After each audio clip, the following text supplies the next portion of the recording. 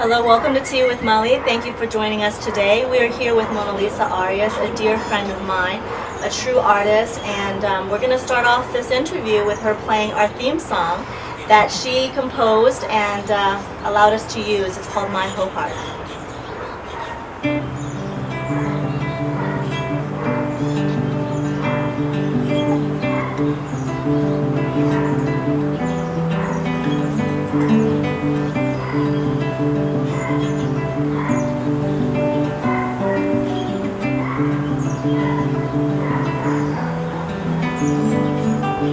Is this song about my healing? Is this song about your pain? To myself I'll be exclusive and shield me from the rain of power that you tried against me, all the while calling it love.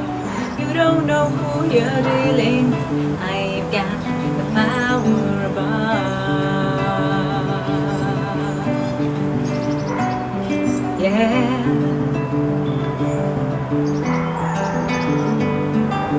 3 months that we were together, 3 long months of happy bliss. Your inconsistencies I overcame just with your kiss and caring that I felt turn into something bigger down the line. Fizzled in a single instant of pure insanity.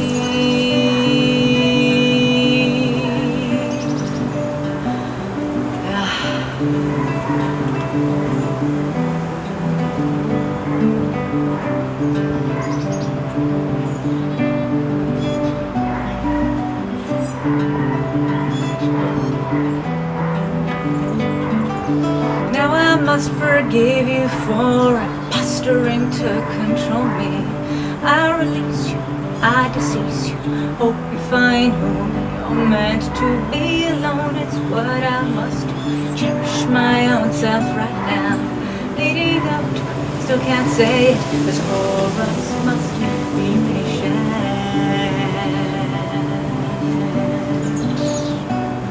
Yeah. 'Cause the bridge is here.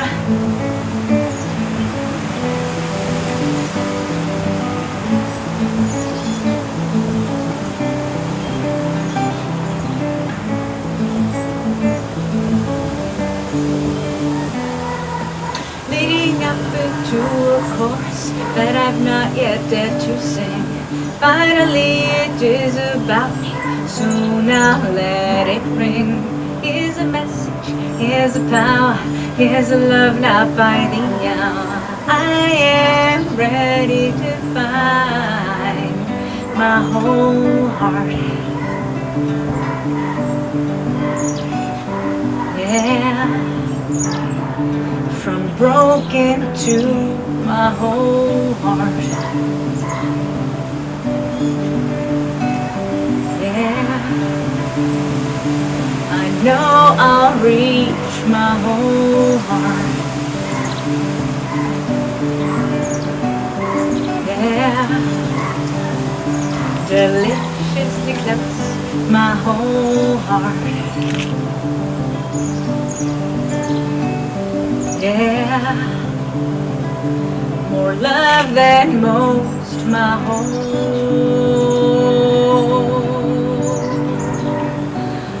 heart.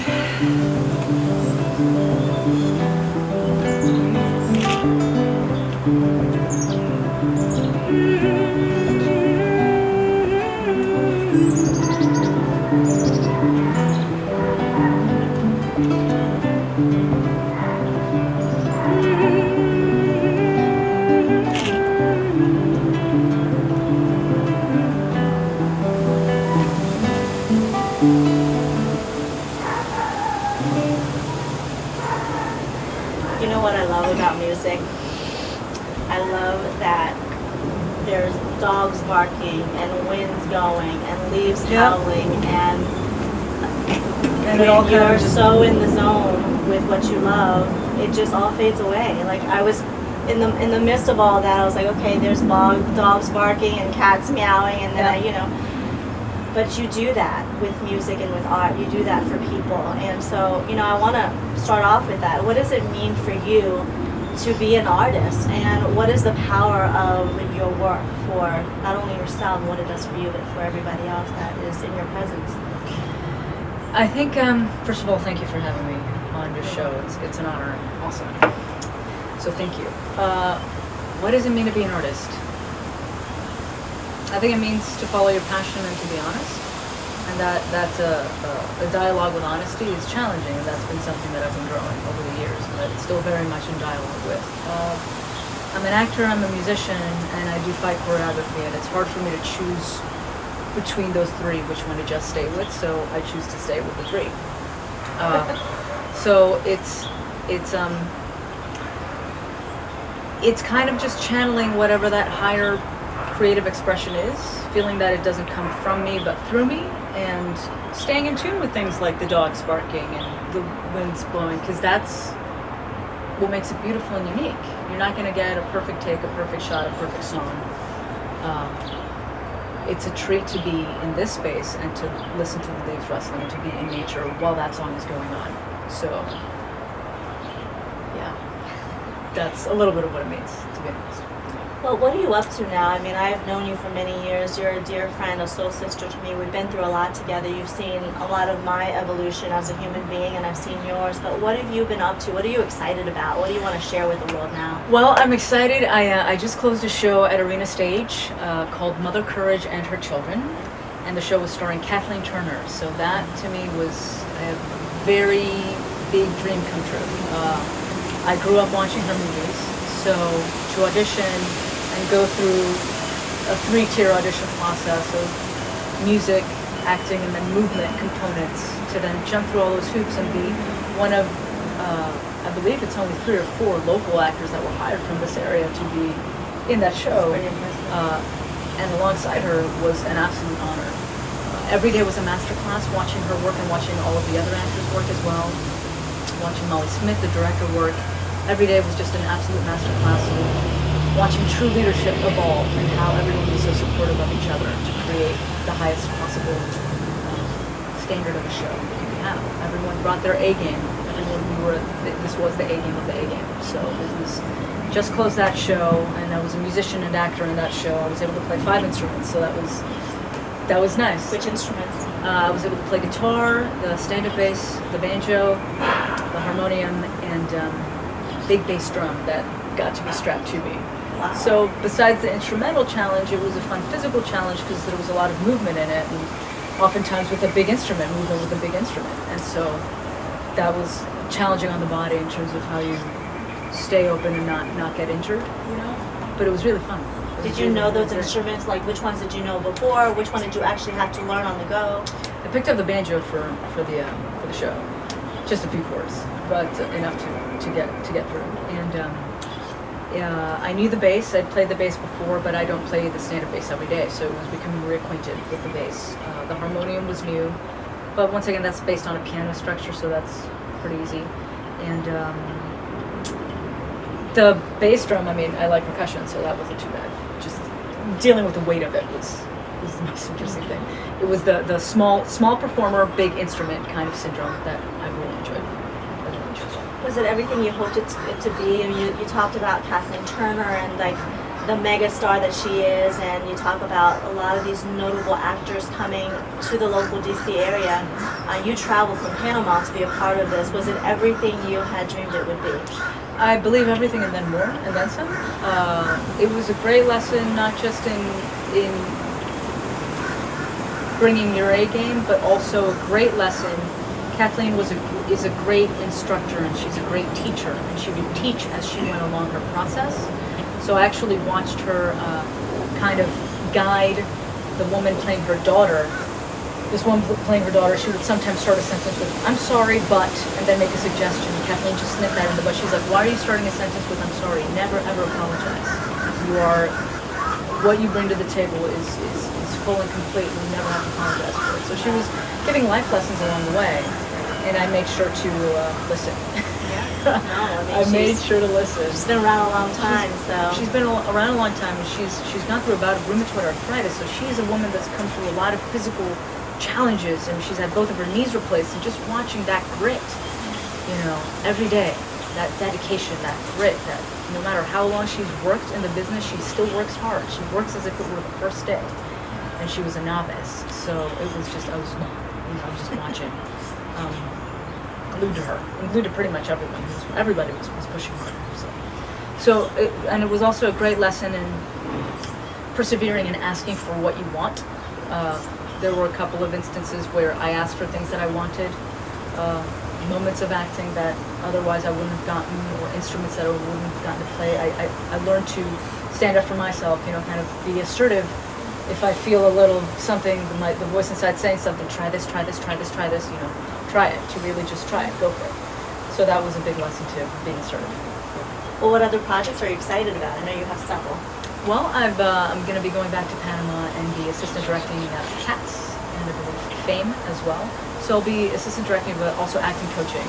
One of them is with a school, so I'm helping to guide young actors who some have never acted before, others have, kind of helping them, in terms of their skill set for acting. And the other one is a professional production, so that'll be exciting. It's Cats has never been done in Panama, so that will be really exciting to see what happens. You say exciting a lot. Like, what really excites you when you think about going back to Panama and you've got these, productions lined up? What is the most exciting thing about being involved in a production? I think the most exciting thing, I'm glad you asked that question, is that I feel that I've been here for a number of years and that now it's time to go home and give back what I've learned. So I'm really excited about the prospect of channeling the things that I've learned here down there. So each experience I have here helps to shape me as an artist that then I want to funnel down there, helps me to shape actors down there or guide them, or however it is that I can help unlock people. And I feel the cultural community of Panama is growing very much, and it's very much my dream to start to funnel actors, directors, lighting designers, teaching artists down there to start to grow what the theatrical discipline is down there. That's very much a dream that I've got, that I feel is slowly coming into fruition. So that is, honestly, my dream would be to build something like Arena Stage in Panama. So it's a big dream. That's a big dream. If anybody can do it, I know you can do it. Awesome. Yeah, I hope to. Let's see how it goes. Right. I think it will. That's great. So, you've been back to Panama for several months now and kind of reestablished yourself and finding your way. What has that taught you about transitioning from U.S. to Panama, the energy of the creative productions down there? Is it different? Is it the same? It's different. It's a little, I don't want to say less disciplined. It's. I feel like it's younger in terms of the structure of how things are done structurally. But then again, I believe Europe would say the same thing of the United States in terms of, like, in certain countries in Europe, you'll rehearse a show for a year before you even dream of opening it. And here we rehearsed for a month and did a show for a month. So I'm sure it's all relative. But then there's also the myriad of performers down there are all multi-talented. All of them play several instruments, sing like a charm. The singing talent in Panama is ridiculous. The acting talent is ridiculous, and there's an opportunity that Panama has that many people are able to produce their own work, and that's what I started to find when I went down there. As I started to have more gigs, and I produced a music video for the first time, and it was these things that seem a little bit more in reach there, because Panama is becoming such a hub for Americas, South America, and Europe. It's a big hub for business, it's a big hub for banking, and now it's becoming a big hub for culture. And it's my dream to go and funnel that back there, and to bring artists from down there up here to work as well, and to learn, to get a little taste of what it's like to be outside. That is just adventure. So that's what's exciting, is that there's so much potential and already so much talent, but it's still almost, I want to say, a raw environment in terms of where culture is in other parts of the world. So it's an exciting time. There's that word again. So where do you go from here? What's next for you? Like, what are some of the dreams that have evolved for you? I mean, in terms of what you thought you would be doing at this point in your life, and where do you go from here? Because I mean, the world is your oyster. You have so many gifts and talents, and how do you channel that? And what's that new vision for yourself? Sure, it's I feel I feel that it is going to be kind of a two-track thing where I'm funneling culture back into my country, and there's that teaching educational component that I feel strongly that I like to guide people. I don't think not in terms of, I don't think I could sit down at a university and have a class for a year or like become a professor, but in terms of on the job, like I really like guiding people on the job, on the show, during the show. And so that's where a lot of the learning comes from while you're doing it. So I really enjoy that. And then for me, I want to continue to grow as an artist. So I want to keep doing shows, higher shows, better shows, getting into film. Panama has a burgeoning film industry, and a lot of productions are not going to shoot down there for the tax incentives. Mm-hmm. So really, maybe that's an access to Hollywood is through Panama. So there's a lot of opportunity, bright and brand new opportunity in Panama that is exciting, shall we say, to get into. So there's this idea of wanting to grow civic kind of just acknowledgement of what culture does for the country and for people, and then my own growth as a performer. So those are the two things that I think will be continuing to go along side by side. Whereas before I just had my own professional engagement, now I'm very aware of how it can help other people. When people come up to me and they say that they've enjoyed taking a workshop, or say that they've enjoyed working with me in a show, or say that they've grown, that's very rewarding to me. And then I realize, oh, this is a responsibility. There's a responsibility to help people grow. So I'm enjoying that. Talk a little bit more about your passions, because we know that you have a lot of gifts. You're an actor, you're a fight choreographer, you said. You also love music and you perform, you write your own music, you sing beautifully, you play multiple instruments. Where do you find your muse? Like, where do you get your inspiration from, and when did it all start for you? That is a great question.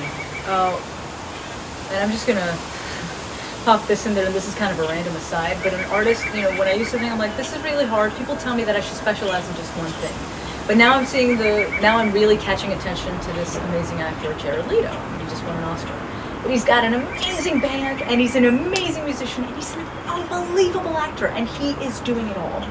And other actor performers have also done it all. I've also done music and acting. But he kind of comes to mind in terms of somebody that I see really truly excelling in both of those fields. And what was the first part of the question? Just where your inspiration, where did it come from? Where did it come from? Your inclination to music and to acting and to all things creative. I just remember being little and grabbing a hairbrush and using it as a microphone. Like, I don't know where it comes from. It's something from within me that isn't an intellectual thing. It's very much a gut thing, an instinct thing, and it just feels right. I'm not thinking when I'm doing it. I'm not thinking when I'm acting, or I'm playing music, or doing fight choreography. Something channels through me and speaks through me. Like, I'm not doing it. So it's being in this state of constant flow that as an actor you get to experience. But as an actor, you have to have friends to grow with. You have to have other actors. You have to have a production to play within. As a musician, you can kind of, if you're a singer-songwriter, you can take a guitar and write and do stuff, and then meet up with other musicians, and that's cool. So and then fight choreography, movement, any kind of movement training is it's the same thing. When I work with people, it's something that's channeling within me. I'm not telling them what to do. I'm seeing what they have already and kind of helping just to unlock and chisel out what they have. So it's each one of those disciplines puts me in a state of flow in slightly different ways that I can't give either one up. My favorite drug. How do you continue evolving as an artist? How do you continue to grow and expand your own limitations? And you get to a place in your life, when do you know that it's time to kind of stretch and reach, and what are some of the exercises you do to really tap into that next level of, I know I'm here now, I've worked hard to get here, I know there's further for me to go. How do you move about that? If I think of it in terms of a practical thing, like my discipline as an artist, I'm always going to try to take a class, or I'm always going to try to engage someone who's further along than I am in terms of in dialogue, or just trying to find out more about their experience or how they would tackle a certain role, or just constantly be in a state of discomfort. It's especially as an actor, you're kind of in a constant state of discomfort. You can't be comfortable, and that's where the growth comes from. So keeping yourself constantly uncomfortable is really great. When you're on stage, not thinking too much and just trying things, and often keying into that and through breathing. Through all of my disciplines, especially with acting and with fight choreography, I'm keying into my breathing, into grounding through breathing, into releasing my neck when I'm breathing, and then it's just kind of opening up your instrument to channel. And when I work with other actors, that's what I'm constantly working on, is where people are holding their breath and then helping them to release that breath, because through the breath is that all of the good stuff comes through. I think also just remembering how much growth there is. The more I know, the less I know, and then it's just staying humble to that, and constantly coming to something from a point of I don't know this, I don't know this, I don't know how to play the guitar, I'm not really a percussionist, I'm not really an actor yet, no I'm not. So it's that place of not innocence but like humility, I think helps to keep you grounded and like constantly searching. The second you know something, you think you know it, you don't know it. Your growth is kind of stagnated. So that's, I think, how I keep myself keyed in, a lot through the breath and meditation as well. I'm not the most avid meditator, I'm trying to get better at it, but there is a different state of awareness that you're in once you've meditated, and then you approach the work. It's just, it's like an unlocking of a key. It's a key that unlocks a lot of really positive work. So I think that's how I stay in tune. Well, you talked about being uncomfortable. I'm staying in a state of being uncomfortable. You know, I had a mentor once when I was just in my 20s, coming out into the real world after college, and really lost, you know, not really having a focus on what it means to advance in a career. I mean, I didn't even know what I was doing when I came out. And, you know, what he told me stays with me to this day. And he said to me, if you're not uncomfortable at least one time a day, you're not growing that day. And that resonates with me, and I think, you know, as a creative myself and as an artist, there's always stuff going on in my head, all these great ideas. And because they're my ideas, you almost feel like they might not be good ideas, that maybe somebody's done this out there before. And it's uncomfortable to be insecure because you want to know all the answers. You want to project that you got it together. But I think it's in that space of insecurity and doubt, the questioning behind, am I good enough, can this work, is really when the trick happens. It's really when you're uncomfortable and you kind of feel like queasy, is when you start to think, okay, how do I stretch beyond this? How do I get through this phase? And so as an artist, how often does that happen to you? Is it like an everyday thing for you, and how do you work through that? I mean, besides That's a great breath, question. Yeah. how do you get through the insecurities and doubts that are ringing in your own head? Well, you stay with them. They stay with you. You don't, how shall I say it? You don't try to push them away because then you're resisting. You acknowledge that they're there, and then you send yourself a message, no, I am good enough, I got this. And you're willing to stay in a state of vulnerability. That's really important as an artist, is to be confidently vulnerable. I'm confidently vulnerable. But that confidence is a key thing, and it's something I especially found in the last show with Mother Courage, is that everybody's game was so high that it was just, but then my game was high too. So it's yes, I have what it takes. Yes, I have what it takes, but it's very funny because everybody kept saying, oh, this is an intimidating room. This is an intimidating room. So everyone was feeling that, except maybe for Kathleen. So it's having the confidence to not be timid, and knowing that whatever you bring is not what anybody else brings, and that what you bring is more than enough. You're not lacking. You're perfectly exactly where you need to be. And if you're in the room with a group of artists, it's because you need to be there. It's because only you can be there. And everybody else brings a different bag that only they can bring. So you're never lacking. You only are adding. So it's that knowledge of, well, I don't know anything. How could you possibly know? How could you possibly be an expert in everything? So trusting yourself. Even through the insecurity. Say, okay, I hear you. I hear that you're there, but we're doing this. We're jumping in fearlessly. It's being fearless about who you are. We're not perfect, but that's cool. That's what we're doing. What do you think about the word mistake?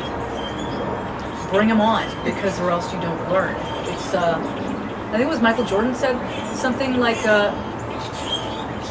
people only saw how many baskets he made, and no one kept a record of how many baskets he missed. And he missed a lot, but he only made a lot because he missed a lot because he took the shots. So it's take the shot, miss, because every time you take the shot, every time you throw your arrow, you're closer to bullseye. You're not gonna know. You're not gonna get that skill. Skill develops over a long period of time. It's something I actually even keep discovering with the guitar that I got to discover with the show. I would before every show, I would touch upon every instrument. I would go shake each instrument's hand and kind of see where I was still loose with an instrument, like the banjo. I'd still be loose with it. I'm like, I'm still loose with you. Come on, come here. And so I'd work at it and I'd work at it, and I wouldn't feel anything unlocking. I wouldn't feel anything unlocking, and all of a sudden, 2 days later, boom, something would unlock. With the bass as well, working out a bass line for one of the songs. I couldn't feel it. I was like, the song, I'm not getting it. I'm just not getting the hang of it. And all of a sudden, your fingers alone, your body knows what to do. So once again, not engaging the mind too much in terms of, you engage your mind to analyze, but then when you're doing the actions, leave it behind. Your brain's not going to help you. Your body's wiser than your brain ever could be. So it's just getting in there and putting in the hours. It's Bruce Lee said something like 10,000 hours for one of his kicks or something like this. It was like, you do a move for 10,000 hours, you do this one skill for 10,000 hours, and then it's just putting in the time.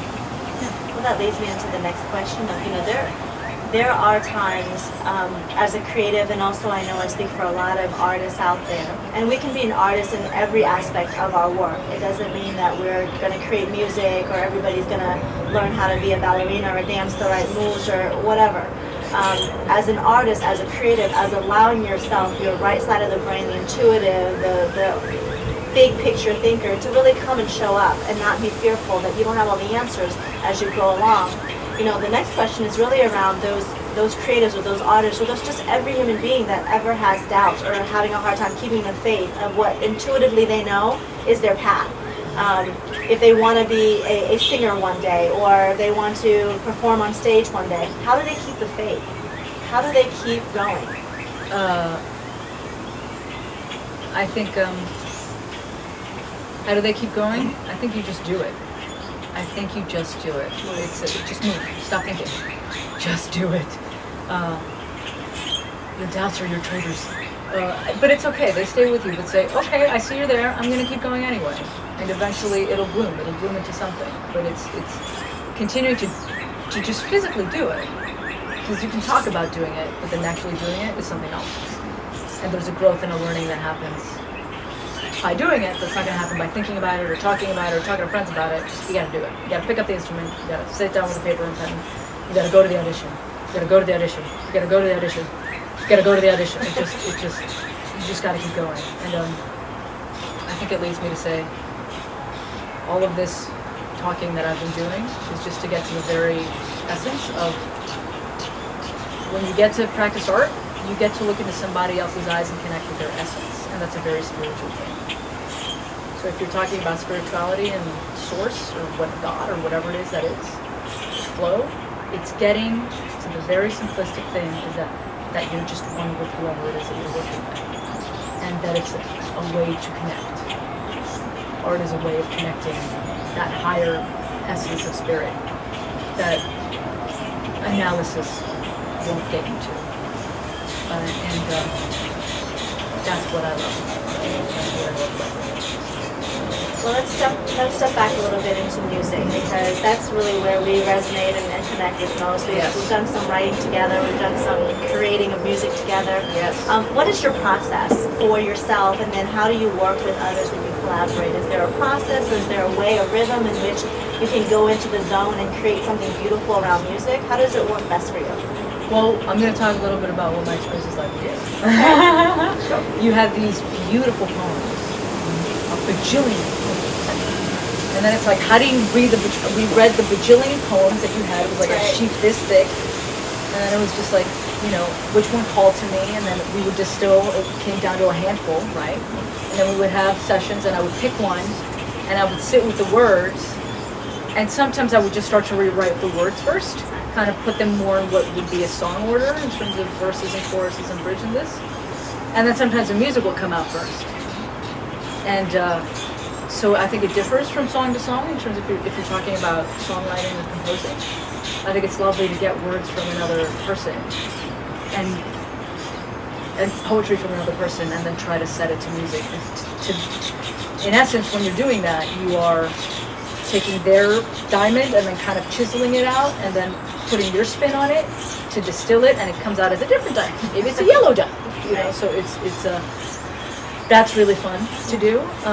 Musically, I think playing music with people is one of the most intimate things you can do. You get to know people really well. You get to know their faults and their strengths through that, and it kind of can push your buttons, and then you wonder, why are my buttons being pushed, or what is my relationship to this person?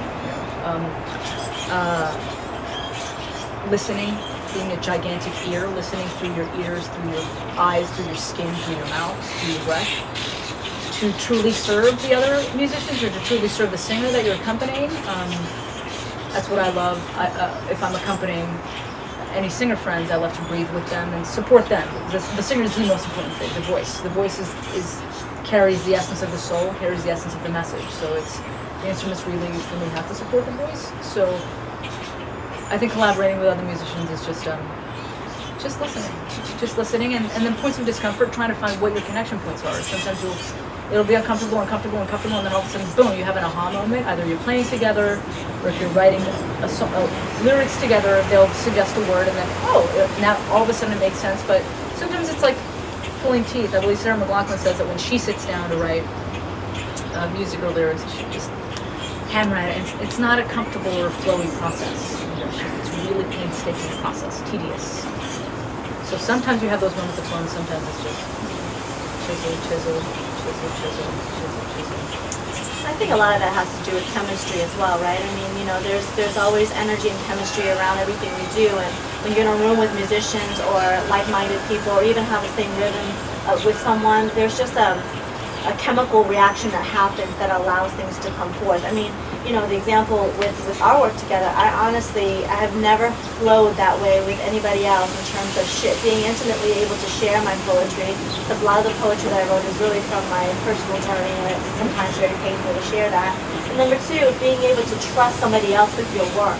I think as an artist, and when we collaborate, it's like, can I trust this person?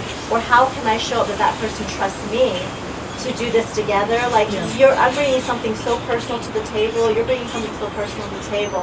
When we get together, and you said about looking at each other's eyes and feeling the essence of someone, I think that's when powerful creations take place, is being able to tap into what we really want, each of us individually, as a project together, and bringing that energy into that. I think that's why every time we connected, every time we worked together, we finished a song in one setting.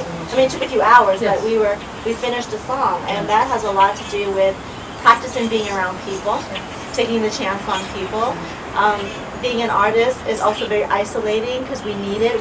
There's so much going on in our heads. We need to have quiet, sacred time, but we can't stay there too long either. We need to be able to reach out. Would you agree with that? Yeah, concept? I would absolutely agree with that. And it's my recent journeys in terms of, so I did this really silly video, this really silly music video. If you've heard that song by Elvis, What Does the Fox Say? Who hasn't heard of it? Who hasn't heard of it, right? 400 million hits on Right. YouTube. I did the Spanish version in Panama, Que dice el zorro. And it's very whimsical, it's very silly, but I was able to get a director of photography and a choreographer who gave us her location, and actors who we had dance rehearsals, and a costume designer who designed everything. And we did it, and it's pretty good, and but there were moments when I had to be, artists who said that they wanted to be in it, and then you have to listen to your instinct when I don't see that person really showing up. We gotta cut that off and move on. Like, you can't, how can you trust an artist, but then also listen to yourself and be like, this person doesn't really want to be here. Okay, moving on. Or even if people sometimes they'll have lots of really great ideas, but if you're directing something, or if you're being the guide, and you know that ultimate vision, yes, stay open to people's ideas, listen, but also listen to yourself and be like, okay, we can try that. No, that's not the way to go. Or, I understand what you're saying, but that's not what we're going to do. So it's a constant dance with your inner dialogue to stay open to your artist collaborators. But then when you feel that gut saying, it's this way, it's this way, it's this way, like a stubborn bull, you have to sometimes pull your own direction. What are you most proud of?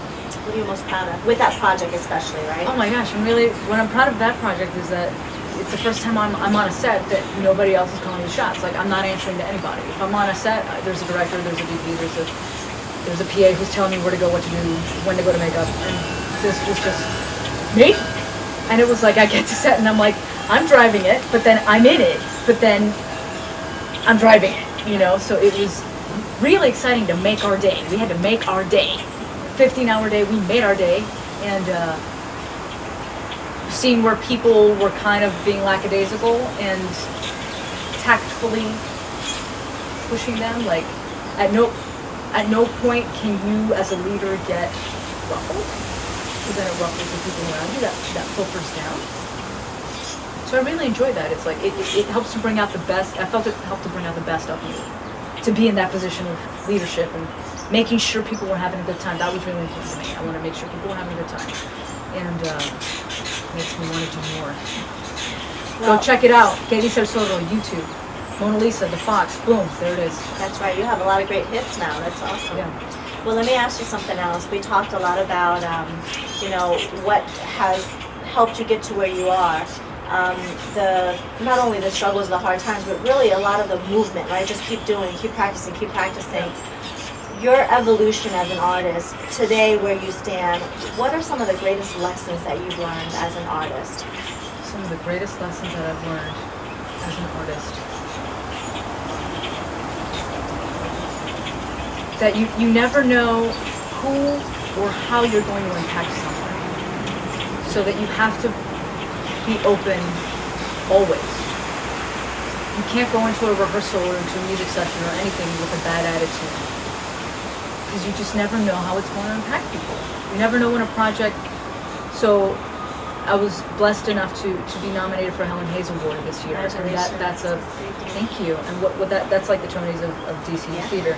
And I was driving at night when I got a friend who texted me and said congratulations, and I was absolutely puzzled. I was like, oh, for what? And she was like, for your nomination. I was like, what are you talking? I was like, not texting while I was driving. I was speak to text. I was like, what are you talking about? And she said, for your Helen Hayes nomination. I was like, and I thought she was bananas. I was like, I haven't done anything. Because I was thinking for acting. I was like, I haven't acted in anything for about in the DC theater scene that would be nominatable. It's not a word. That would be nominated in about a year for one of the bigger houses. I was like, and I was like, what's it for? And she said, for Outstanding Movement for a show that you did with Spooky Action Theater. And then I remembered, it's 5 choreography that I did. For a project I almost didn't take it. But I really loved the director, and I worked well with him, so I took it and showed up every day and tried to give the best that I could. And then months later, this happens, and I didn't, you just don't know. You just don't know when it's going to come, when the good things will come back to you. So you kind of always have to give your best. So I think that's the biggest lesson that I've learned, is to stay open no matter what bad day you've been having or whatever. Once you're in the room, you're there to channel all the good stuff. So leave your baggage aside and just go and give the best that you can. I think that's the lesson that I've learned, is to just have a good attitude. When you've been challenged, when you've gotten no's, when people have said, not the right fit, I mean, that's going to happen, right? I mean, taking those shots.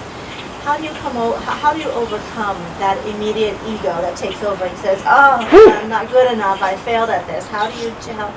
What are some of the exercises? Because there are a lot of, even for me, a lot of people who kind of get stuck there because it hurts. It hurts that you weren't chosen. How do you move toward a better place and keep then taking action on the next thing?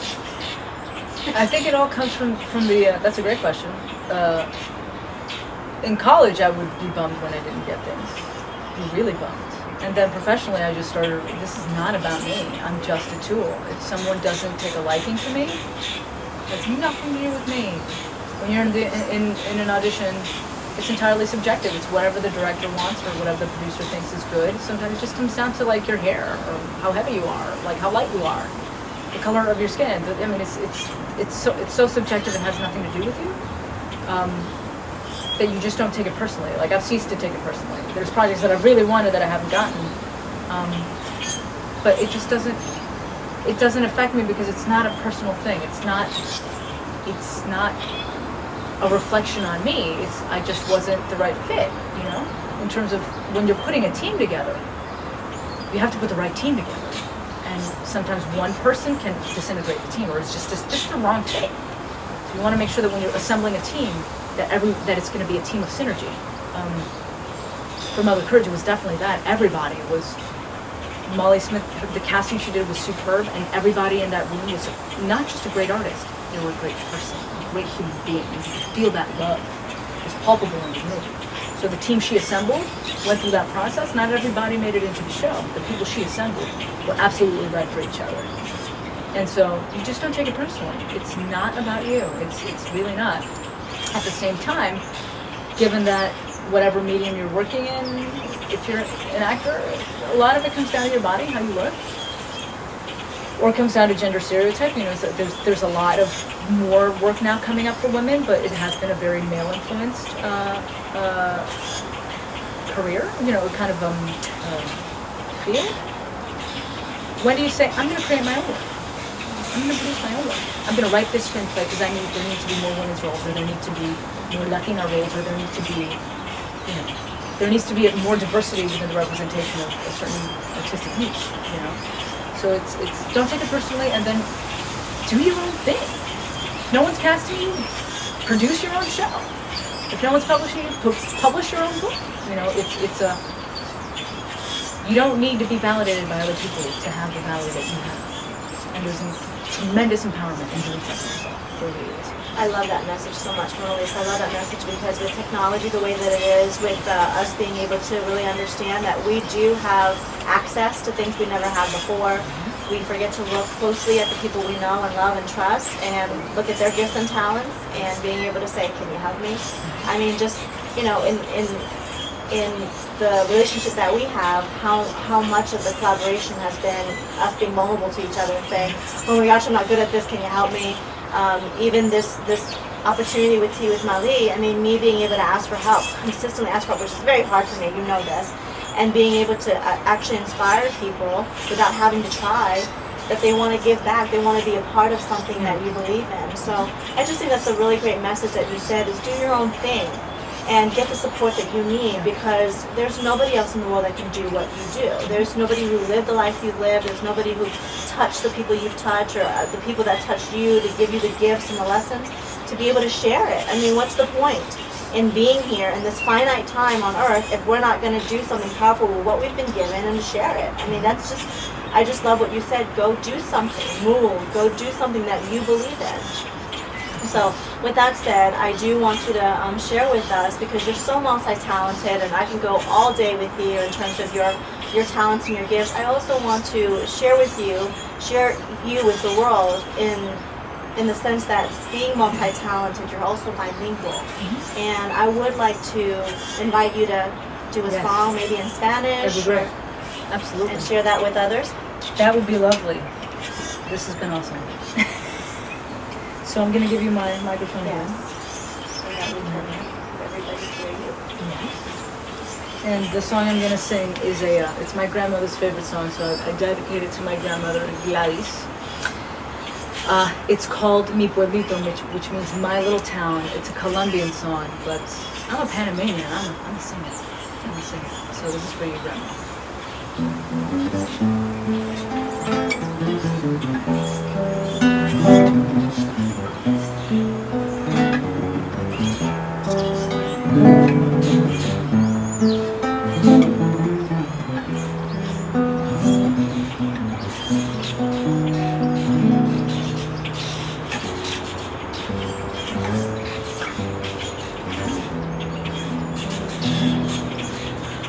Consentida, colgada del cielo como un farolito que puso mi Dios para que alumbrarán las noches calladas de este pueblo viejo, de mi corazón, pueblito de mis cuitas, de casas pequeñitas, en tus calles tranquilas corrió mi juventud, donde aprendí a querer por la primera vez. Tú nunca me enseñaste lo que es la ingratitud. Hoy que vuelvo a tus lares, trayendo mis cantares, con el alma enferma de tanto padecer. Quiero, pueblito viejo, morirme aquí en tu suelo, bajo la luz del cielo que un día me vio nacer. Pueblito de mis cuitas, de casas pequeñitas, en tus calles tranquilas corrió mi juventud, donde aprendí a querer por la primera vez.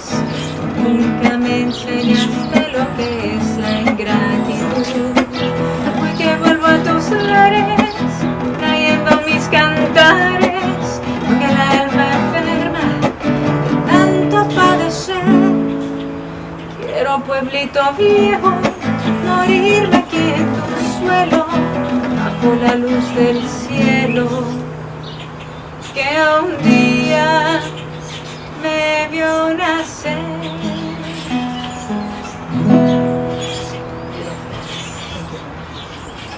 Well, I want you to share a little bit more about final thoughts for artists that really don't quite understand the power of their gifts and what it can mean.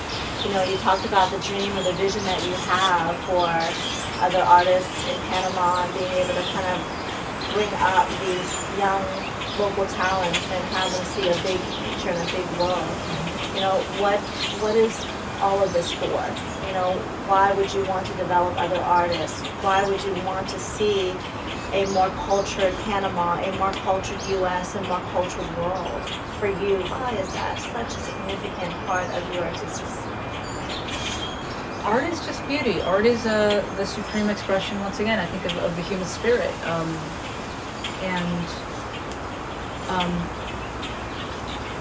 If we don't have the arts, then what else is everything else for? It helps to uplift you. If you're having a terrible day, you can put on a comedy, or you can go to the theater and see a comedy, or go and see something that provokes thought in you and provokes for you to be moved, to move you out of a position perhaps of pain.